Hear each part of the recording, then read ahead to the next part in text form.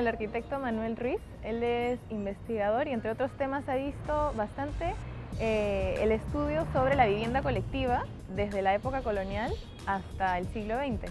Hola Manuel, ¿cómo estás? ¿Qué tal, Claudia? ¿Cómo estás? Cuéntanos, para empezar un poco a entender lo que estaba sucediendo con los proyectos de vivienda colectiva, ¿cómo se empiezan a dar estos primeros proyectos en el siglo XX? Sí, efectivamente, siempre se ha considerado a la V3 como el primer proyecto importante en tema de materia colectiva. Pero hay antecedentes interesantes, inmediatos, en el siglo XX a inicios, que podríamos resumir en tres casos, que son las casas de obreros de Rafael Marquina, que hace para la Beneficencia Pública de Lima, los barrios obreros que hace el Estado, vía Ministerio de Fomento, que los hace el arquitecto Alfredo Damert, y los barrios fiscales que están en el Callao, que es un grupo de edificios poco conocido, que también aporta entre los años 20, 30, esta cuota de dotar a la vivienda social de un hábitat digno, ¿no? Las casas de obreros se construyen entre los años 1928 y el 42. Los barrios obreros del Estado se hacen entre el año 36 al 40 y los barrios fiscales en la década de los 30. Entonces, todo esto sucede porque hay todo un interés en el tema social, Claro. en el sentido de reivindicar el tema de salud, vivienda y educación. O sea, digamos que todavía había un tema social que se estaba trabajando a través de edificios públicos, hospitales, pero quizás la vivienda social como gran tema político todavía no era algo que se tocaba o que era, digamos, lo primario en la agenda política. Se había quedado rezagada. Algunas cosas muy tímidas a inicios de los años 10, pero el Estado de lleno la afronta en los 30, ¿no? Los 30. En los 20 es interesante detectar que hay inversiones, sobre todo instituciones de beneficencia, del Callao, la de Lima, los municipios también invierten en vivienda social en los 20 y se ven ahí los primeros programas sociales de vivienda, ¿no? Hay varios ejemplos desconocidos, pero valiosos porque se inscriben en las nuevas tipologías de vivienda unifamiliar y multifamiliar que aparecen en Lima y sobre todo en Lima porque es quien concentra las inversiones. La Beneficencia era una entidad poderosa en su momento. Manejaba fondos de donaciones, de herencias, pero también construía y con las rentas de sus departamentos podía seguir financiando otras cosas, ¿no? Los propios hospitales. En ese aspecto, por ejemplo, el programa de casas de obreros, que es el lugar justamente donde estamos. Estamos en un conjunto del año 35, que son las casas de obreros 5, 6 y 7. Donde Marquina, por ejemplo, opta aquí por si hablamos del tema estilístico, por un art déco muy moderado, ¿no? Uno lo ve acá muy digno porque cierra un frente de calle, mejor dicho, él se inventa la calle, ¿no?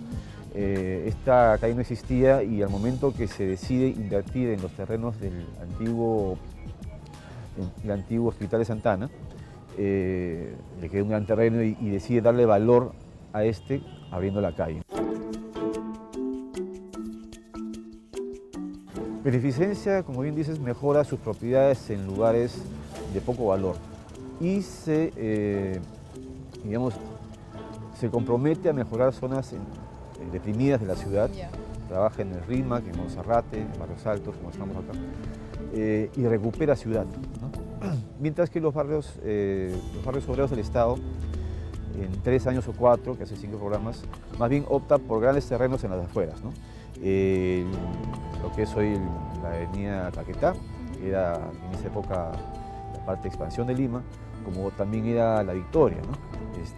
El primer barrio obrero está en la avenida 28 de Julio, que era en ese entonces La Victoria un distrito, aún no, era una urbanización en plena expansión y una manzana o dos son separadas para hacer este programa, ¿no? La política de la vivienda social, tanto de la beneficencia como del Estado, era servir a la gente de menos recursos.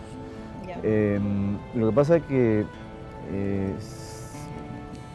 se trataba de dar con el mínimo de dinero una vivienda digna. Claro. Y eso tenía como referente anterior, ¿qué cosa? Las casas de vecindad virreinales o las quintas o los callejones que tenían 2 o 3 habitaciones y un espacio libre para cocina. Entonces, ese modelo de unidad de vivienda se hace en la beneficencia A nivel del barrio obrero no tanto, primero comienza haciéndose casas chalets y después se va ajustando la propuesta a departamentos más reducidos. En la beneficencia hacen en su mayoría este tipo de quintas o también llamadas, depende del lugar donde uno esté ubicado. O sea, la quinta viene a ser como lo que tenemos aquí de espalda, que es un pasaje común donde entregan las viviendas, ¿no? Pero esta calle donde estamos viene a ser la tipología de vivienda de bajos y altos, porque cada vivienda tiene un ingreso independiente, ya sea al primero o al segundo piso. Más bien, Damer opta por, en su primer barrio obrero, hacer pequeñas casas chalet, y eso lo hace también en el segundo caso. En el tercer barrio obrero, más bien, hay una variedad, una gama de posibilidades que ofrece a los distintos grupos sociales. O sea, ofrece todavía vivienda unifamiliar, ofrece viviendas bifamiliares, ofrece casas en blocks, que es una suerte de casas en hilera, y ofrece estos conocidos edificios que abarcan toda una manzana ya de departamentos pequeños, ¿no? Con 2 o 3 habitaciones.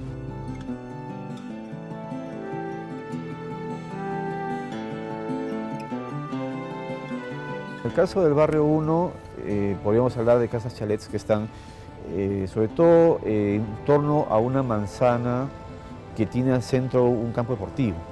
En el barrio 2, por ejemplo, opta por la cancha de fútbol y por una piscina.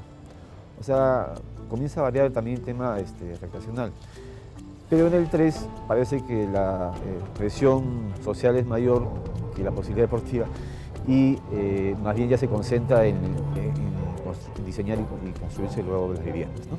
En esta variedad de casos, ¿no? En los barrios 3, 4 y 5 hace viviendas chalet, pequeñas viviendas chalet, pero también hace bifamiliares, hace casas en blocks, así se le llama en ese momento, y los edificios multifamiliares con calle aérea y de 2 pisos, ¿no?